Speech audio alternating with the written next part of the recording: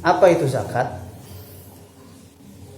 Kalau secara fikih, zakat artinya adalah mengeluarkan harta dengan ukuran tertentu, kadar tertentu, di waktu tertentu kepada orang-orang tertentu. Kadar tertentu adalah ketika harta itu sudah mencukupi dan ukurannya juga disesuaikan dengan apa yang kita punyai, harta yang kita punyai. Nah, zakat ada zakat mal, ada zakat fitrah. Nah, itu beda-beda ukurannya. Kemudian waktu tertentu, yakni ketika si harta itu kalau zakat mal sudah mencapai haul, nisab. Ya, nanti teman-teman juga bakal mempelajari itu di pelajaran fikih ya. Kemudian kalau zakat fitrah, waktunya kapan? Ketika malam hari raya Idul Fitri. Kepada orang-orang tertentu ada mustahik zakatnya, orang-orang yang berhak dizakati. Berapa golongan? 8 golongan. Al-asnaf at-tamaniyah, 8 golongan yang berhak mendapatkan zakat. Ada fakir, miskin, kemudian mu'alaf, kemudian gharim, orang yang berutang, mujahid, fisabilillah, dan seterusnya. Ada 8 golongan. Itu orang-orang tertentu. Nah, itu yang membedakan antara zakat dengan sedekah biasa. Kalau sedekah bebas, jumlahnya bebas, orang-orangnya juga bebas, ukurannya juga bebas. Kalau zakat ada ukuran tertentu, ada waktu tertentu, dan penerimanya juga ditentukan. Nah, kalau secara bahasa, zakat itu artinya adalah tathir, penyucian, tanzif, pembersihan, atau tanmi, penumbuhan. Pembersihan terhadap apa? Terhadap harta yang kita miliki. Pembersihan terhadap apa yang sudah direzekikan oleh Allah kepada kita berupa harta benda, kemudian dibersihkan dengan zakat. Siapa tahu di antara harta-harta yang kita dapatkan itu ada yang syubhat atau bahkan ada yang haram, bersihkan melalui zakat. Kemudian bisa berarti juga menumbuhkan, karena dengan zakat itu harta yang kita miliki bisa bertumbuh,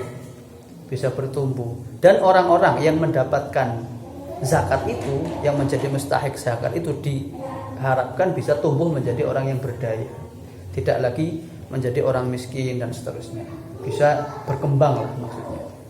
Itu zakat secara bahasa. Lah, tujuannya apa? Tujuan kita berzakat itu apa? Yang pertama adalah tentu saja untuk menyatakan rasa syukur.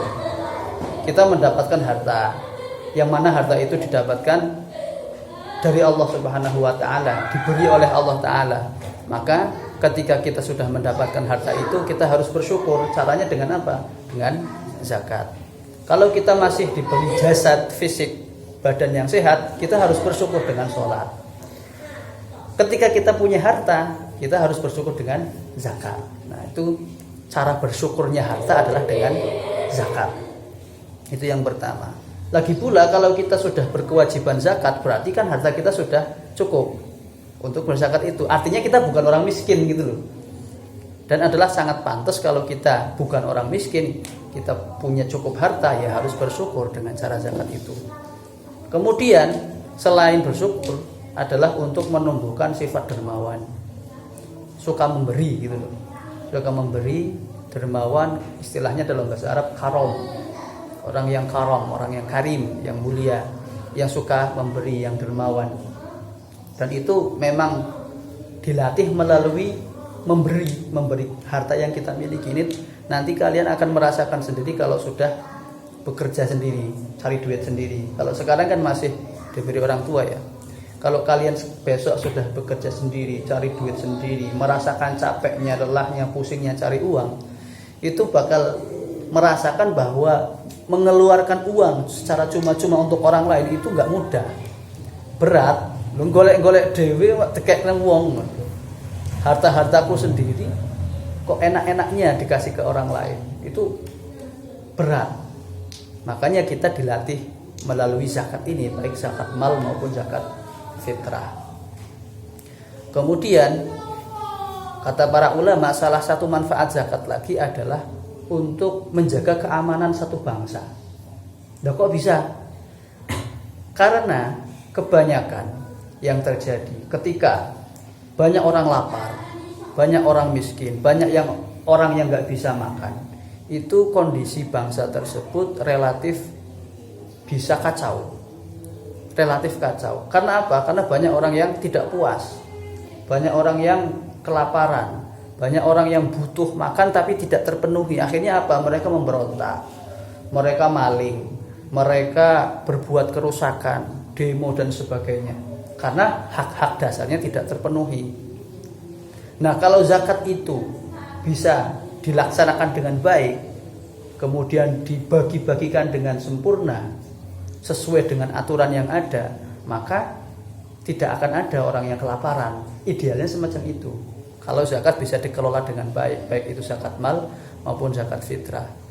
Makanya dawuhnya Mbah Yai Maimun Zubair almarhum itu, umat Islam bakal makmur, bakal semarak kalau sudah bisa menyemarakkan zakat fitrah di malam Idul Fitri. Karena menurut beliau sampai saat ini belum. Zakat fitrah itu belum semarak di malam Idul Fitri. Yang semarak di malam Idul Fitri adalah takbiran, bukan zakat fitrahnya. Itu menurut Mbah Yai Maimun Zubair. Nah, itu tentang zakat.